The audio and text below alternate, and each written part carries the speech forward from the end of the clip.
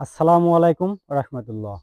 আজকে হাঁটতে হাঁটতে চলে আসলাম একটি কলার বাগানে, যেটার সরু পথ আপনারা দেখতেই পাচ্ছেন।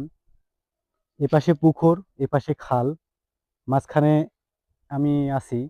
সোজা একটা রাস্তা, মাটির রাস্তা। দেখলে বুঝতে পারবেন অনেক চমৎকার এবং অনেক সুন্দর।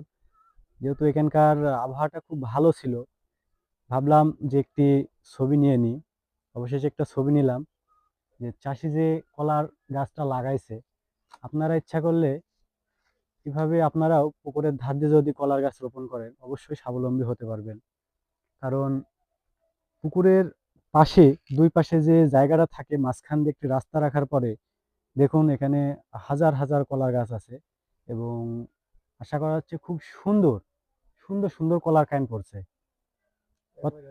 বর্তমানে একটি কলার একটি কলার দাম সর্বনিম্ন যদি নিতে যান, তাও 5 টাকা।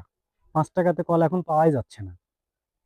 রমজান মাস পার হলেও আশা করা যাচ্ছে যে এই কলার দামটা কমবে না।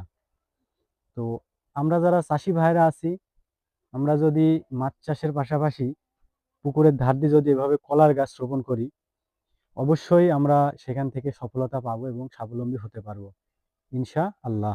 দেখেন।